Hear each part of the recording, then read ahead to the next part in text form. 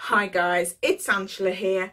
Welcome to my channel. Now if this is your first time here, then welcome. Please don't forget to hit that red subscribe button and the bell for future notification of my videos. And if you've previously subscribed, then welcome back. So in today's video I want to talk about a few more of my memories of growing up as a Jehovah's Witness. And in particular, I want to just touch very briefly on the incredible wealth of the Watchtower organisation and how they accumulate their wealth. Now, when I was growing up, one of my earliest memories of being a Jehovah's Witness is being about 6 or 7, and we were having a new Kingdom Hall built. We'd previously been in an old, rickety Kingdom Hall, and that's kind of my very first memories of the Kingdom Hall. Now, we're talking the 60s, late 60s, and that's kind of like my earliest memories of the Kingdom Hall. And we've always occupied the same site in Winson Green area in Birmingham. I did do a return visit, and I will post a link below to show you the Kingdom Hall and the site that it's currently on. So we've always been on that site, and the Kingdom Hall has been rebuilt a couple of times over the years. Now I remember being about 5 or 6, quite young, and there was a talk by, at the time it was the presiding overseer. I'm not sure what they're called these days. It may be a coordinator, but back then in the 60s, early 70s, we had presiding overseers. And I remember our presiding overseer gave a talk and encouraged us to pledge money towards the rebuilding of the Kingdom Hall and its maintenance and upkeep, and also for the preaching work. And all of this money was going to go to Watchtower. I remember being a young child and having these slips of paper come round, and everybody had to write down how much money they were going to commit each week or each month to the Watchtower organisation. And I distinctly remember giving up my pocket money or part of it, and I remember pledging to give 50p each week to the Watchtower. And I look back at that now and I just think, so even from an early age I was indoctrinated along with the congregation and really encouraged to start giving financially. And I'm sure they would have used all sorts of scriptures and all sorts of reasonings to support the reasons why they wanted the congregation to pledge this money. Anyway, I didn't think anything of it because, you know, I was raised as Jehovah's Witness and everybody was doing it, and, you know, you just get on the bandwagon of it. As I got older and became a pioneer, I started to think things through, although independent thinking was never ever encouraged. But I started to think things through, and when I became a full-time pioneer, I left straight out of school, got baptised in the July, and the next month was pioneering full-time. And I had dedicated and committed to doing 90 hours every single month in the field service. And field service, or the ministry, or the preaching work as I may know it, is completely voluntary. So as a full-time pioneer, the congregation did nothing to support myself or other pioneers financially. All we were doing were being encouraged to do more. If we did 90 hours, then what can you do extra? Do more, do more, do more. And all of this was voluntary. Now, don't get me wrong, I didn't expect for 1 minute to be financially supported. I didn't expect anybody to pay my bills and to feed me. But in saying that, as a pioneer, what some members of the local congregation did, they used to have pioneer nights, because it was kind of felt that if you was a pioneer, you were perhaps a little bit more spiritual than other people in the congregation. So some of the brothers and sisters did kindly invite the pioneers over on like a Friday night, a Saturday night, and they would cook a meal for us, and we would have all this fellowship, this entertainment, which really was just about sitting around drinking tea or, you know, eating, etc. But the gesture was there, and the gesture was fantastic. So, as I say, I didn't expect anybody to support me or the pioneers financially. However, what started to become a concern for me was when, now we're talking the 80s, early 90s, and I remember there was some kind of kerfuffle in the congregation, and word was going round that a number of people were deeply, deeply unhappy with the organisation and with the elders, because there were two sisters in particular that I distinctly remember, and one sister was claiming to be of the anointed class, the 144,000 who she believed she was going to heaven. And there was another sister, she was so sweet, she was absolutely lovely, and she wasn't of the anointed class. But that's really beside the point. But I remember these two sisters, they were quite elderly, and I mean, just thinking of them, it just brings back really lovely memories of these two lovely, lovely, lovely ladies. But there was quite a lot of kerfuffle, because one of the ladies, she unfortunately got sick and died. And when she died, it transpired that some of her possessions she had left to individuals in the congregation. But everything else, her instructions were that everything else, all of other possessions and her property was to be sold, and all of the proceeds donated to Watchtower. Now, that caused a bit of a stink in the congregation, because while she didn't have any family that was Jehovah's Witnesses, she did have children and family who were not witnesses, and there were rumours that her family had approached the elders and was wondering why their mother and their family member had done this, and they were very unhappy with it and were wanting to contest the will.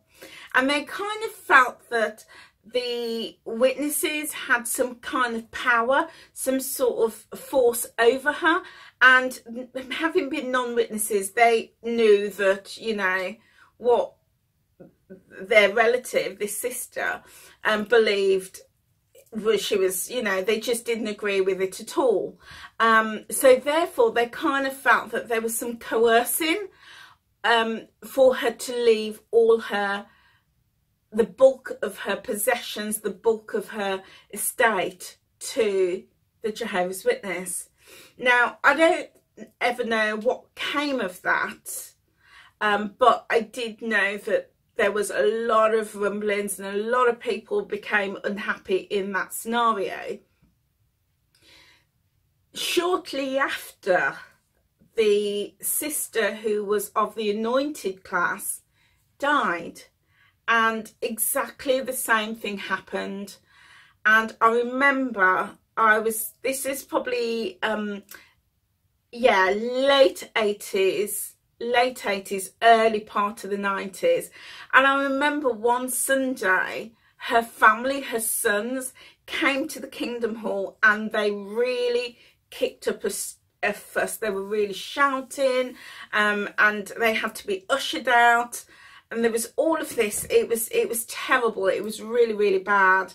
And again, the gist of what was being said was that that their mother, who was the anointed lady, had been mind controlled, had been indoctrinated, had her arm twisted, was persuaded to leave all her estate to the Watchtower organisation.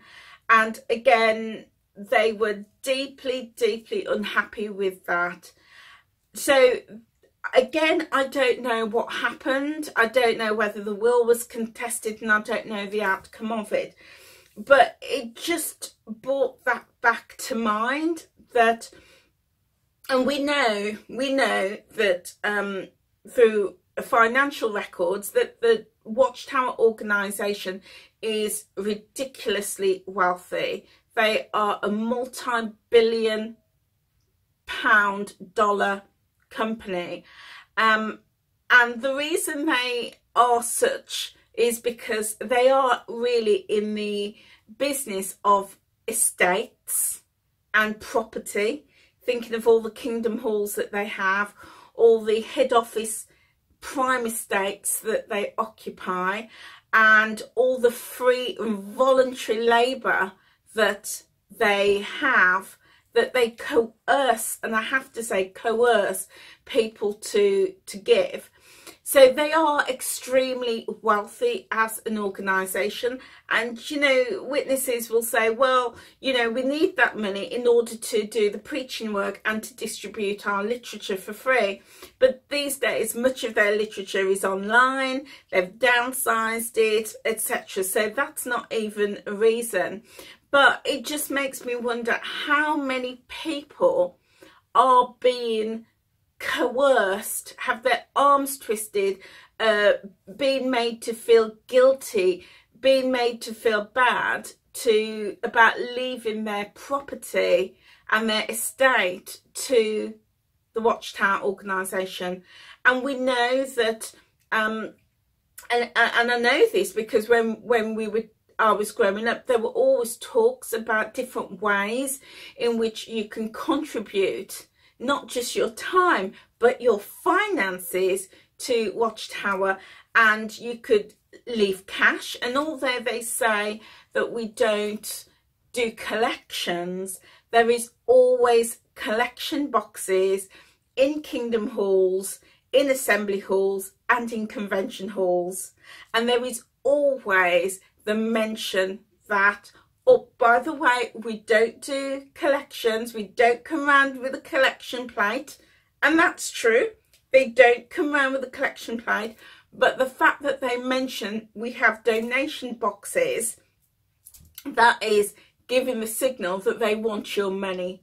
So we know that they want your cash. They encourage you to write your will so that it is favourable to the Watchtower organisation, so you can leave your estate to them. You could leave valuable jewellery, businesses to them, and also something else that I remember, we had a brother. Now this brother wasn't in our congregation, I have to stress that. He wasn't in our congregation, but he was in our circuit. And I don't know how he got to know my mother. I don't know how he got to know her, but his job was that he worked for an insurance company. And my mother, so I don't know how she got to know him, but I remember every Saturday for absolutely years, and I'm talking from as early as I can remember, but every Saturday he used to come and my mother used to pay him you know, the insurance premiums.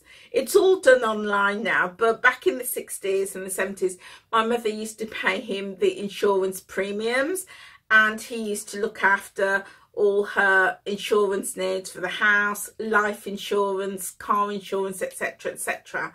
And it just made me wonder, just thinking about it now, because he was a witness, one, that was probably how he got all his business, being a insurance sales person. He probably went to all the witnesses in the local area, you know, probably went to congregations and, you know, scouting for punters at the meetings. But it also makes me sure, and I have no evidence of this, I have no proof of this, but it makes me wonder, him being a Jehovah's Witness, and he was an elder as well, and knowing that the organisation do actively encourage people to leave their valuables to the Watchtower, whether he was using his position to encourage people to do exactly that.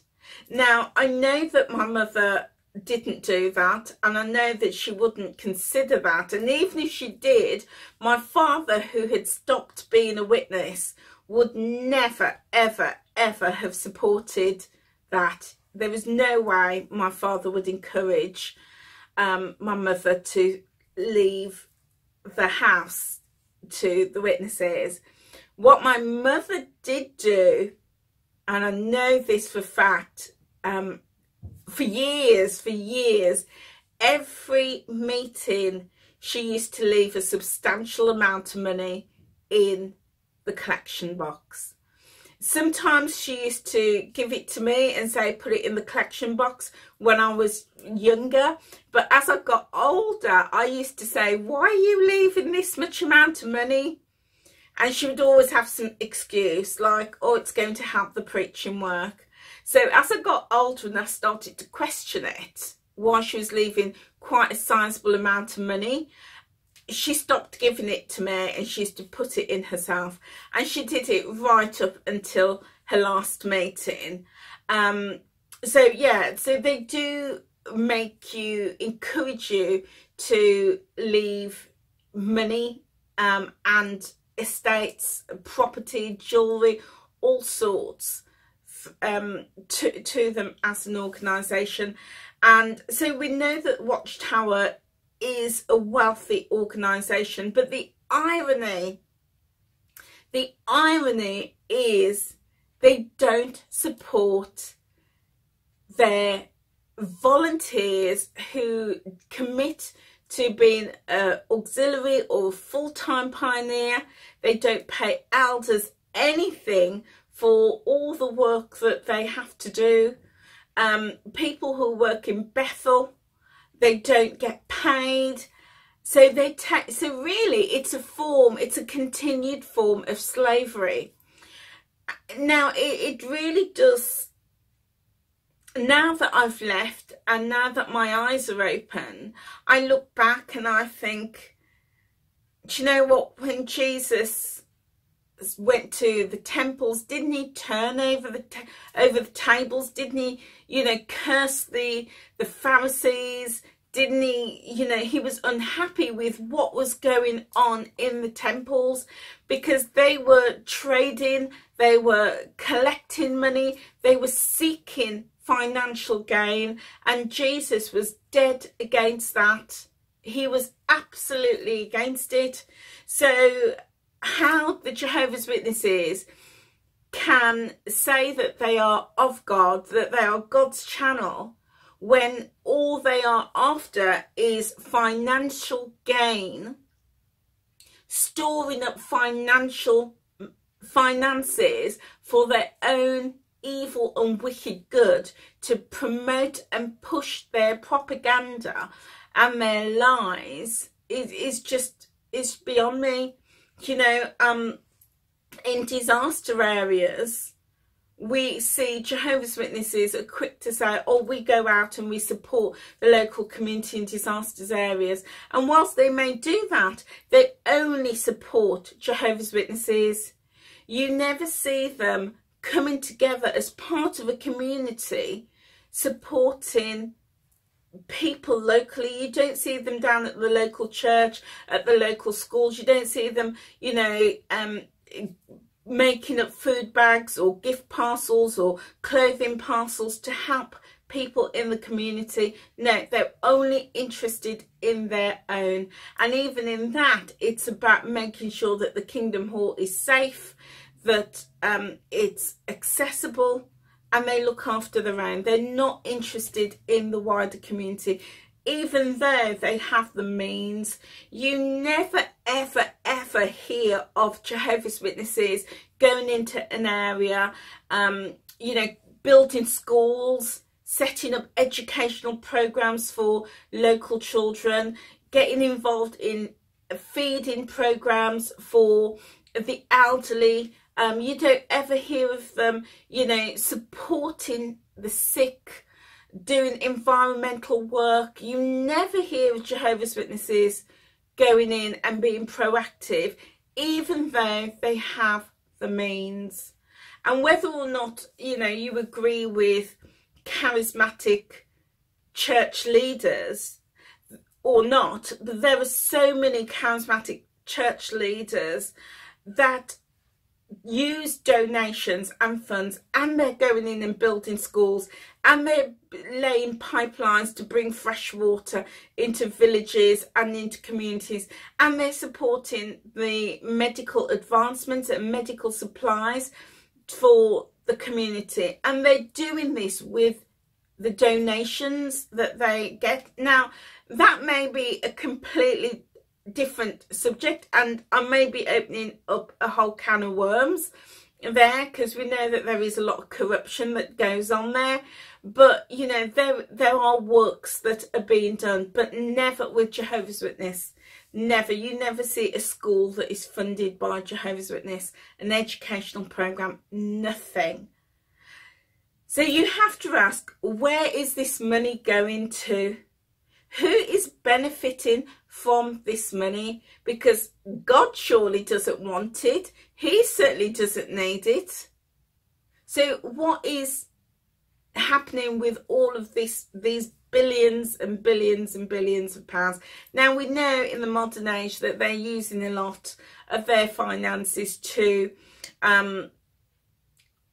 challenge, very poorly, but to challenge child sexual abuse cases, and we know that. But outside of that, how is their money being used? Jehovah's Witnesses, the Watchtower organisation, needs to be accountable, and people really need to open their eyes to what they are doing. They need to stop stealing off children, stop stealing their pocket money, their sweet money, their ice cream money, their biscuit money. They need to stop stealing that off children, and they need to stop robbing families of their inheritance. And as I say, those are just 3 examples. My own personal example, and 2 lovely, lovely sisters, elderly sisters that we had in our congregation, and I saw that happen to them and their families. So you know, guys, I just wanted to share that with you, because the past couple of days I've been going through my own finances, updating my will and updating my mortgage, and you know, looking after my own estate. And it just came to mind, you know, I was just reminded of those experiences that I had when I was a Jehovah's Witness. So guys, thank you for watching this video. If you are new here, then thank you very much for watching. Please hit that subscription button, please subscribe and hit the notification button. If you are returning and you've previously subscribed, then thank you so much and welcome back. So guys, have a wonderful day and keep crushing it. I'll see you soon.